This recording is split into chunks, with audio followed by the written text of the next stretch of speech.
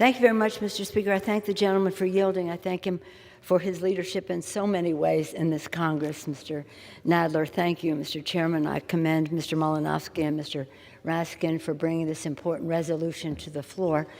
And Mr. Speaker, I come to this floor prayerfully. It's really very, very sad. It was interesting to me, and I spoke out about this, that on Sunday in Catholic Masses, and I don't know beyond that, the gospel of the day was the gospel of the Good Samaritan. A person asked Jesus, "What do I have to do to enter the kingdom of heaven?" And Christ replied, "Love thy neighbor as thyself. Show mercy." That very same day, and then went on to talk, and then he said, "Well, how do I do this?" And Jesus gave him the example of the Good Samaritan. Everyone is familiar with how a stranger helped another stranger, a foreigner helped another foreigner, the Good Samaritan. Love thy neighbor as thyself, show mercy. On that very same day, coincidentally, ironically, sadly, whatever adverb you want to use, the president was instituting raids into the homes of families. I went to Spanish Mass this weekend to see, and saw the dignity of those families, the beauty of the children, and the fear that the president had struck in their hearts as we were listening to the gospel of the Good Samaritan, to show mercy and love thy neighbor as thyself. That very same day, unfortunately, there were those who were not informed by that gospel.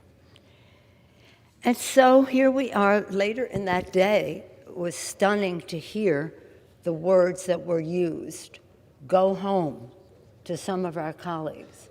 The same words that were used to so many people in our country, whether because they weren't born here or because they didn't look like some others here. Go home. As annoyed and as insulted as we all should be about the president saying that about our colleagues, it's also not showing mercy for him to say that about so many people in our country as he wants to split up families. So I thank Mr. Malinowski and Mr. Raskin for the opportunity to speak to the statements that the president made later in the day of the gospel of the Good Samaritan. Mr. Malinowski was born abroad, and Mr. Raskin for his firm leadership in advancing this important resolution. The House, hopefully, has come together, standing as one, to denounce the White House's xenophobic attacks on our members, on our people, and to defend the values of America. And what is America? America is many things: a land of a great constitution which is under threat, a beautiful land that God has given us which is being degraded, values that we share that are being undermined. But America is also a nation largely, but not totally, largely of immigrants. As this resolution so beautifully states, the founders conceived America as a haven for refuge, for people fleeing from religious and political persecution. And Thomas Jefferson, Alexander Hamilton, James Madison, having opposite views on other subjects, all emphasized that the nation gained as it attracted new people in search of freedom and livelihood for their families. The resolution quotes our most iconic presidents, who all recognize that immigrants are the constant reinvigoration of America, of hope, determination, optimism, and courage to make the future better. Those are American values. Those are American traits: hope, optimism, courage. And many of these immigrants, when they come here with those values and those traits, make America more American. Franklin Roosevelt said, "Remember always that all of us, and you and I especially, are descendants from immigrants."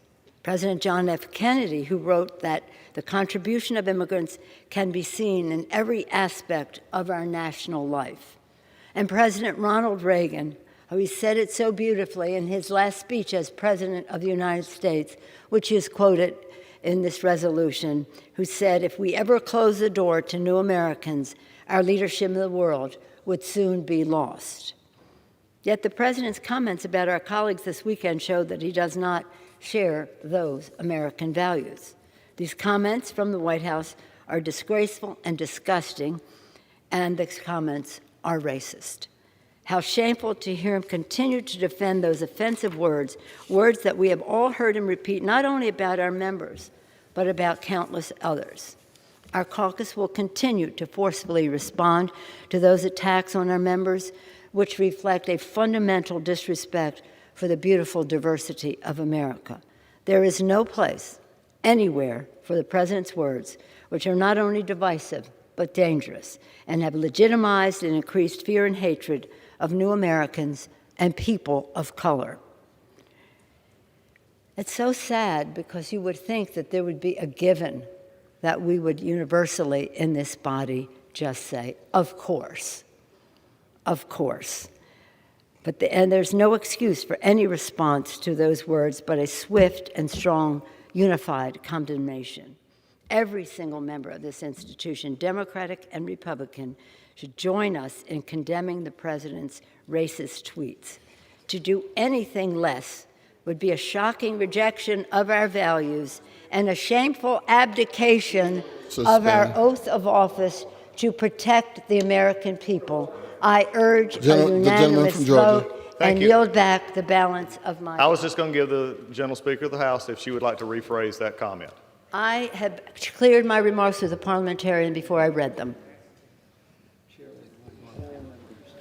And take it. And I ask the words be taken down. I make a point of order. The gentlewoman's words are unparliamentary and ready to be taken down. The chair will remind all members, please do not make comments toward personality-based comments. The gentleman from Georgia is recognized. I made a point of order that the gentlewoman's unparliamentary and request they be taken down.